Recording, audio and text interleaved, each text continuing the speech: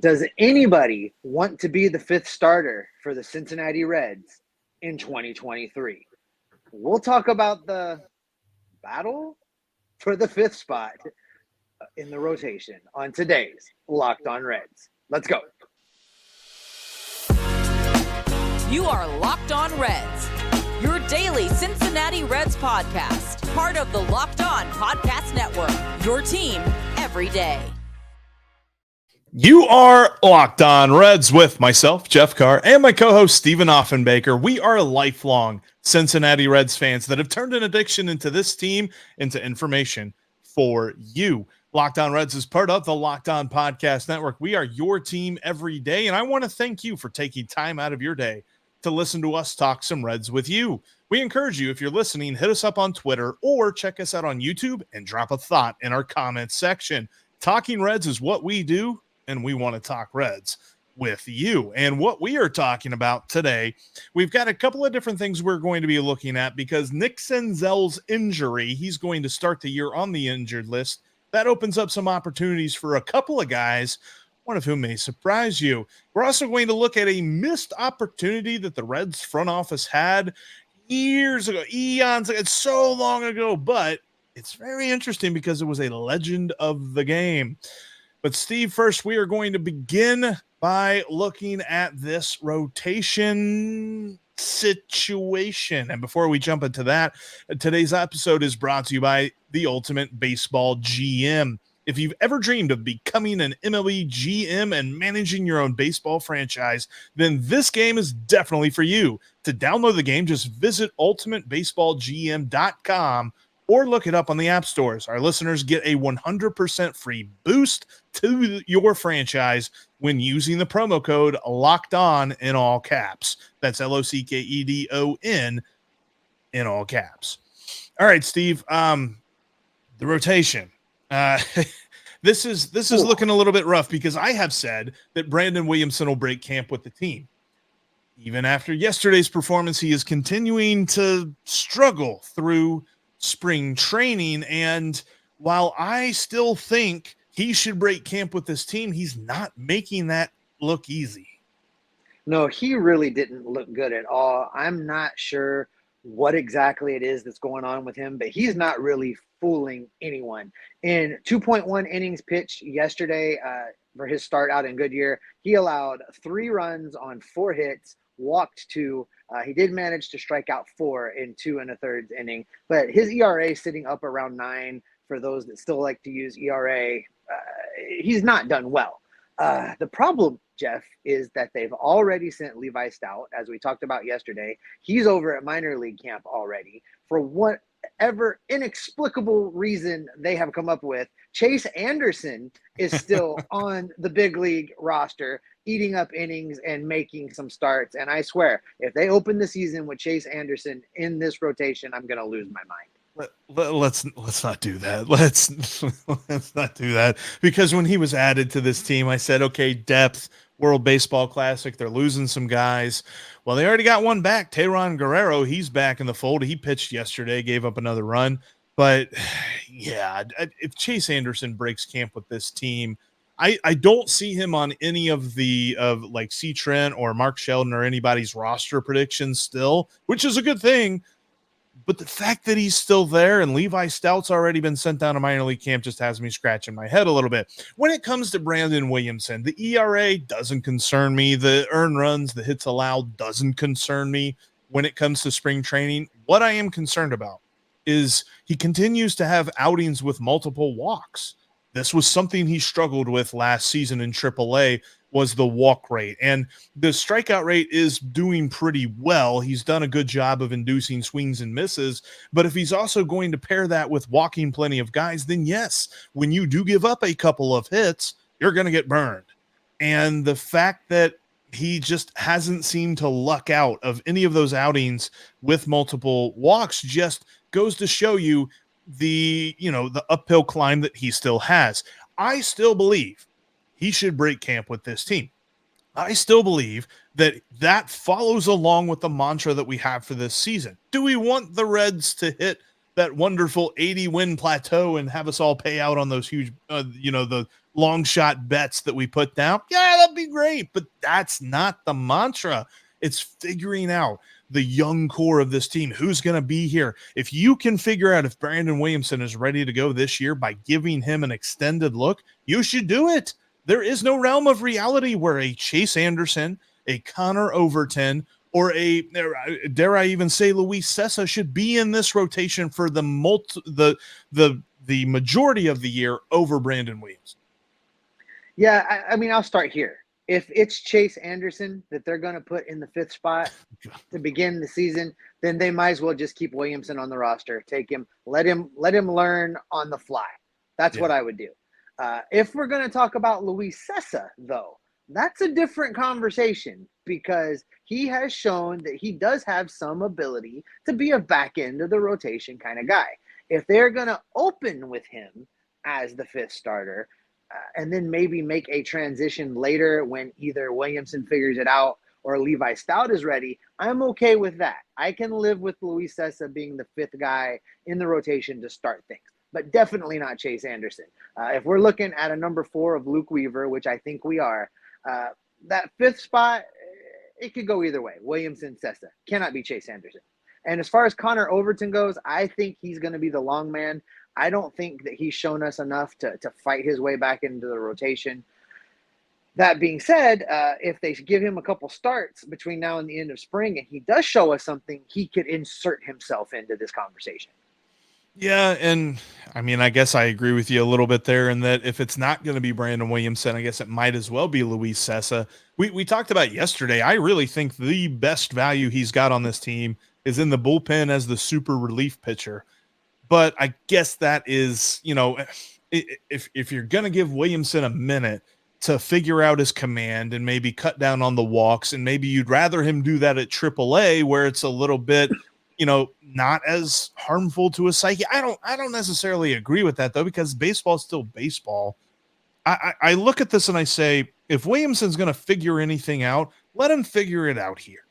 Because AAA, if you figure it out and then you come up and you still get, you still have some bad performances anyway, then what is that going to teach him? It feels like he's gone through his period of struggle. That's something that Cowboy talked about a lot on broadcast over the last few years, is that the Reds want to see these guys struggle before they make it to the major leagues. He's done that. He's come through the struggle. I think it's time to figure out if he can do this at the major league level. I don't know that he gains anything from being at the AAA level for an extended amount of time this year. Well, let me put something else on your radar. If they do, in fact, go with Luis Cessa as the 5th starter, that is going to create an opening in the bullpen. And I don't know if you saw this or not, but in C. Trent Rosecrans' opening day roster projection, he has Cessa in the rotation, and he has, at the last man in the bullpen, your favorite dude, Hunter Strickland.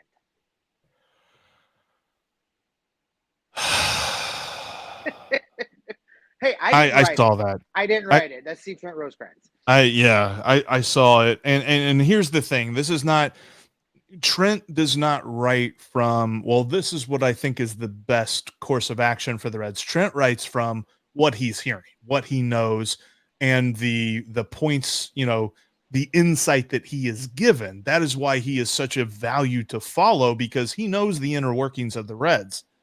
And that's really got me feeling some kind of way, because if you're coming at me with insight and knowing what people are saying behind closed doors, and you're telling me that Hunter Strickland is a name you're hearing, God save the Queen. Like, what are we doing? That there's no, again, that flies directly in the face of the idea of figuring out who's going to be on this roster. Because I could have told you last year in May that Hunter Strickland wasn't going to be on the next great Reds team. Here we are. And if he makes the roster, Jeff, David Bell is going to put him in baseball games. You make no mistake. David Bell has clearly demonstrated that whoever Nick Krall provides him as relief pitchers in that bullpen, they are going to play, they're going to pitch, and they're going to get a decent amount of innings. his minor league deal just better not have incentives for finished games. That's no. I don't want really don't want. And I want Brandon Williamson on this opening day rotation. It's just, the performances in spring training are not really leading that to be the case. But you know what, Steve?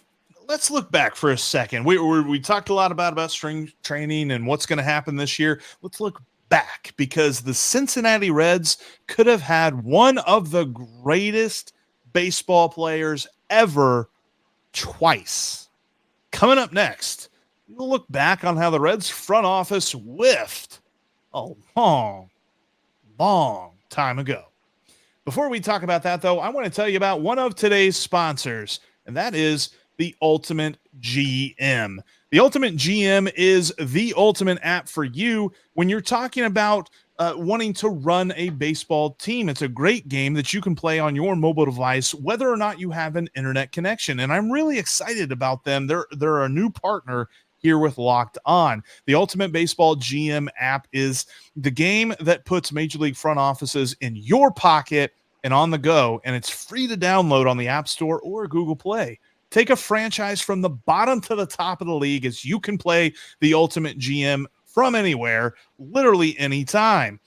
You control everything from player trades to contract signings to ticket prices and team facilities. Check out one of the most realistic baseball simulations right on your mobile device. And it's great too, because whenever you start a brand new franchise on the Ultimate GM app, they actually give you like a little narrative as to why their team is in that scenario. I started a franchise and they said that the former GM before me was embezzling player contract money. Yeah, we get real deep on this stuff. So check out the Ultimate GM Baseball app on the App Store or Google Play Store today. And Locked On Reds listeners get a 100% free bonus to your franchise when using the promo code Locked On. That's LOCKEDON in all caps in the game store. So make sure to check it out. Check out probaseballgm.com. Scan the code in the corner right down here, or go to the App Store or the Google Play Store today. That's probaseballgm.com. Ultimate Baseball GM. Start your dynasty today. Coming up tomorrow, what could the opening day lineup look like? Steve and I will get into it. Actually, sorry, not Steve, just me. We're going to talk about the opening day lineup. Steve's going to be away, then he'll be back the next episode. But anyway, Steve, let's go back in time and let's talk about Babe Ruth. There was an amazing story in the Inquirer this past weekend, and it had a lot of great past information, whether you're talking about past writers of the Inquirer. There was a guy at the Hall of Fame that was writing an article about the Reds and Yankees relationship back in the day, John Arardi, that we're going to get to that story in just a moment. But this first story was kind of interesting because the Reds could have had Babe Ruth twice, including right before he debuted in the majors, which we'll get to that in just a moment. But the most recent, we say that 1936, but in 1936, Babe Ruth was down in Florida for the Grapefruit League. He was watching the Reds play the Philadelphia A's. Yes, this is how, recent we are. And he was vacationing and all this other stuff. He met with the Reds general manager at the time, Larry McPhail, and kept dropping hints that he'd like to play baseball again. So what does Larry McPhail do for one of the best players, and especially at that time, the best baseball player that ever played the game? He says, whatever you want, you can have it. Come to Cincinnati. How'd that fare for him, though? Well, as you know, Babe Ruth never played for the Reds. And probably in this story, the next story you're going to tell is the one I love. But in this story, I think that Mrs. Ruth provided some common sense to this situation, where basically she talked Babe Ruth out of playing baseball for the Cincinnati Reds in 1936. In fact, the Babe said that his wife convinced him that with all of the weight that he is carrying around, it would be just asking too much of his legs to haul that around and play baseball. And if you've seen Babe later in life, that's probably correct. He wasn't exactly in prime playing shape in 1936. The old rumor was that he hit homers on hot dogs and beer. So to imagine what that must have been like after his playing career, I bet that was pretty interesting to see. Yeah, no, this is probably about what Hannah would tell me if I tried to play professional baseball. I'm carrying around too much weight. It's just not going to work, among other things, not really working out for me trying to be a Major League Baseball player. But it's funny to look back on this because, like, Babe Ruth, and this was something that led me to, surmise, could Joey Votto, and we talked about this on the live show on Friday of last week, could Joey Votto just hang it up and not say, I'm not going to do the whole thing where we travel around all year? Because in 1935, Babe Ruth called it a career 28 games into the season. And if you look back on that year on Baseball Reference or something like that, he was batting like $180. He had 8 homers, and he was just like, I'm not helping anybody here. Like, I'm kind of done. And that's kind of what led, like, okay, so he goes through that year. He's retired. Now he's living down in Florida. It's spring training again. Everybody's coming south. And he's like, man, I think I was probably a little early on my retirement. I should come back. And his wife's like, no, you should keep golfing. But, as close as they were then to getting Babe Ruth, there's another story about the Reds getting Babe Ruth. And this is one of 2 stories about Hall of Fame players that just always makes me kind of wonder, what difference would it have made if things had gone differently? And this is one of those. I'm going to have you tell this story, Jeff, because the Reds could have had Babe Ruth for his entire career. Yeah, because we're talking about this is back when, the reserve clause was in effect. Like, a player was on that team unless that team released him or traded him. There was no situation where, he got the free agency, his arbitration years were up or something like that. Like, he could have been a Red for life. And the Reds totally whiffed on this because he was in the minor leagues playing for Baltimore, because back then Baltimore was a minor league team. And this was a story that actually came from former sports writer Lee Allen. He's a historian at the Baseball Hall of Fame. And he talked about this story because back in 1914, the Reds had the opportunity to choose 2 players from the Baltimore roster. So not only once, but twice they could have picked him, and they didn't. Why? Because to scout the talent, the Reds ownership at the time dispatched a hack. Does this sound familiar? Like, not picking the right guy, like sending the wrong guy to do something and build the team. Yeah. The Reds sent Harry Stevens, who was either a family friend or business associate. It wasn't necessarily clear as how to the relationship, but he wasn't employed by the Reds. He wasn't a scout. And they sent him to Baltimore, and Harry Stevens chose 2 players. He chose shortstop Claude Derrick. Sounds familiar. And outfielder George Twombly over Babe Ruth. They didn't quite live up to him. No, and Jeff, one of the reasons we're talking about this is because when you don't study history, you're doomed to repeat it. And I feel like this is a story that has repeated throughout Reds history. And we've seen things like this happen time and time again, most specifically with being chintzy on the scouting. Yep. And that is the theme that even to this day, some would say continues. So for me, this is just one of the biggest what might have been moments in Cincinnati Reds history. If somebody that knew what they were talking about had just simply said, we want that guy named George Herman Ruth. That's who we want.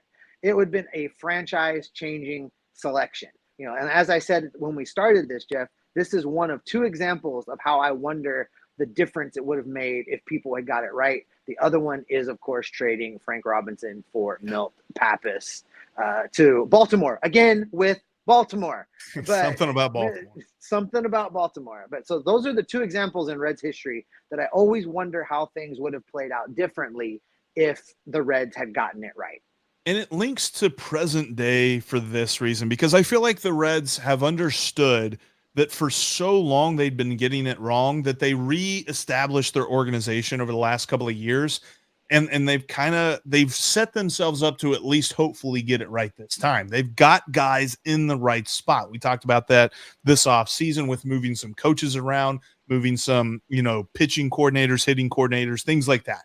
Getting those things right when it comes to player development. And hopefully we see the fruits of that labor here in the next couple of years.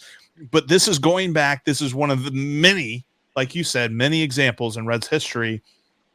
Coulda, woulda, shoulda, because the Babe could have been a Red all along. But Steve, let's come back to present day. Let's look at the fact that Nick Senzel will miss the beginning of the season. Does that sound familiar? My goodness, I think there's an echo in here. Anyway, that opens up an opportunity for a couple of players, and we're going to tell you why one of them may surprise you coming up next.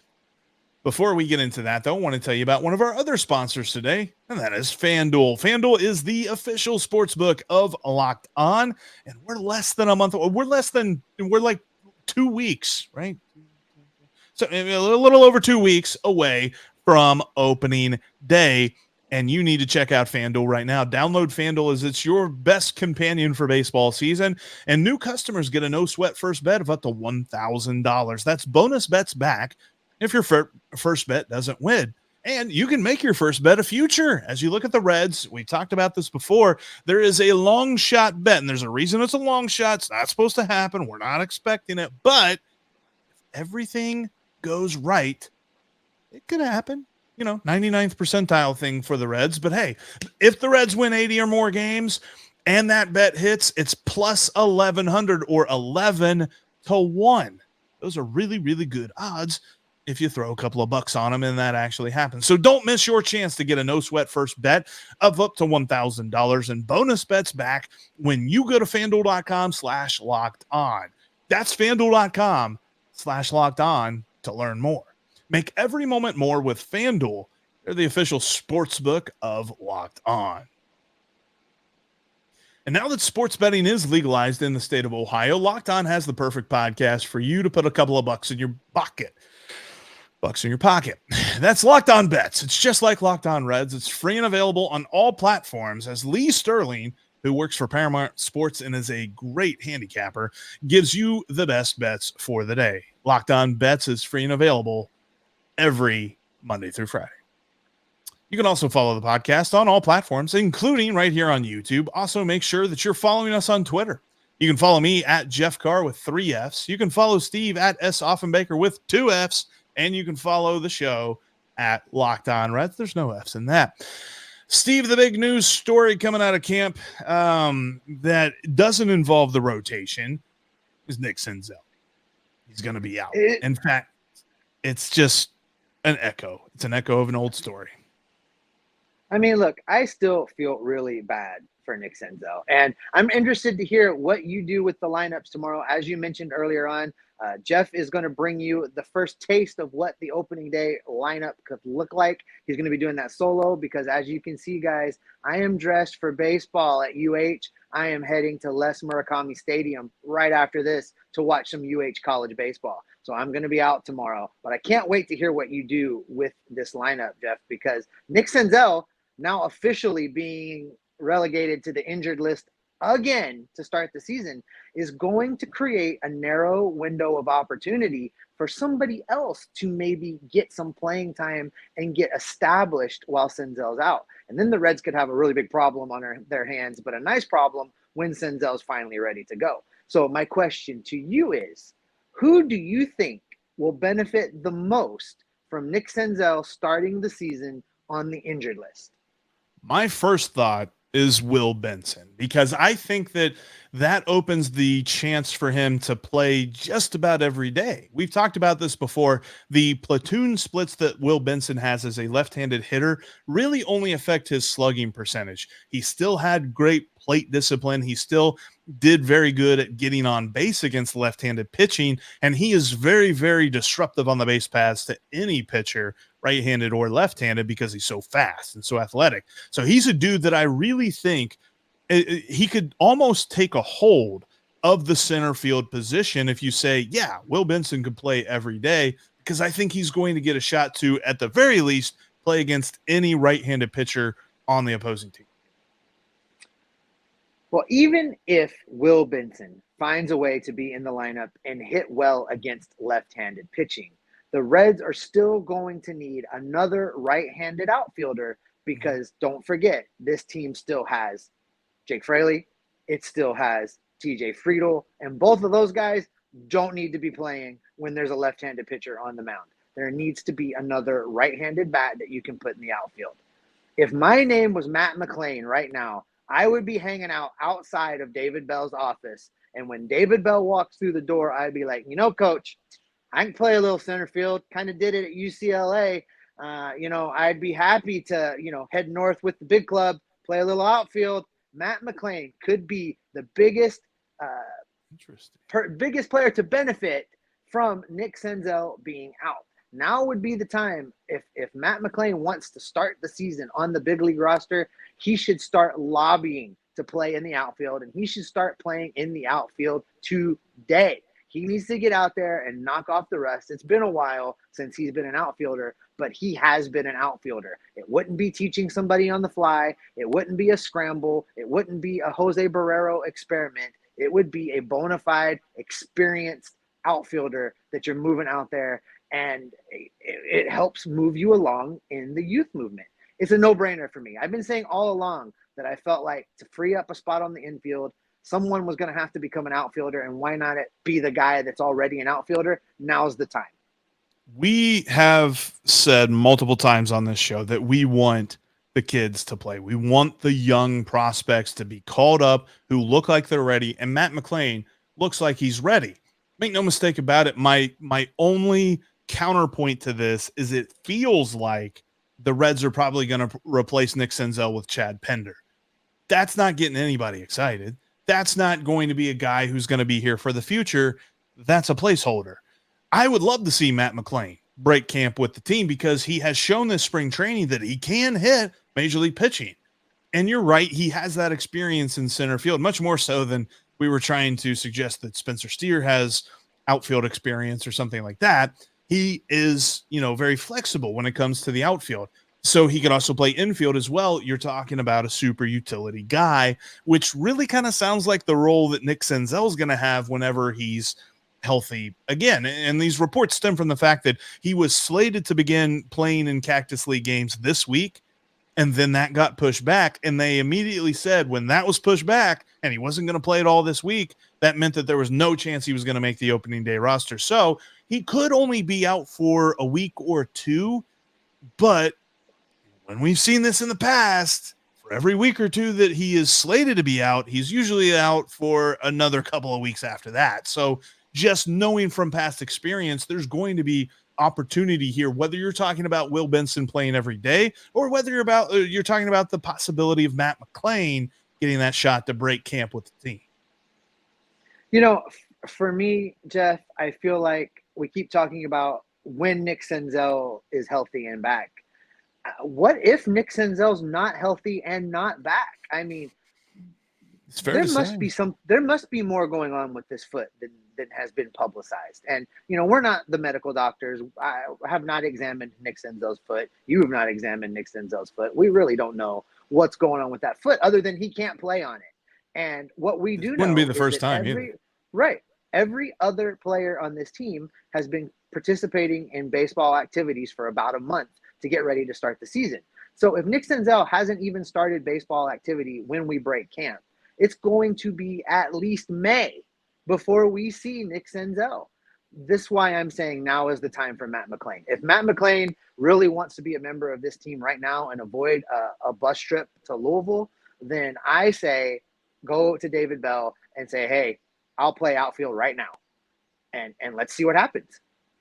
And I think that's a good spot to end today's podcast. Thank you, everybody, so much for watching. Thank you for listening to this edition of the Locked On Reds podcast. Coming up tomorrow, I'm going to tell you what I think the opening day lineup could look like. Thanks for making Locked On Reds your first listen. Now for your second listen, check out Locked On Fantasy Baseball. Win your league by listening to Matt and Dom every day as they bring you the best fantasy draft strategies. Find Locked On Fantasy Baseball wherever you get your podcasts and on YouTube. They're part of the Locked On Podcast Network, your team every day. Steve, we're moving closer to opening day. The pitching's starting to look a little cloudy. Nick Senzel's not going to be with the team when we break opening day. So what's that mean for you and me? That means you and I are going to be locked in on all of the rumors and all of the news coming out of Goodyear because, Jeff, things are getting real. We're going to be watching for transactions. We're going to be watching the waiver wires. We're going to gather up all that information and bring it back right here to keep everybody locked on Reds every single day. I bet I could play center field.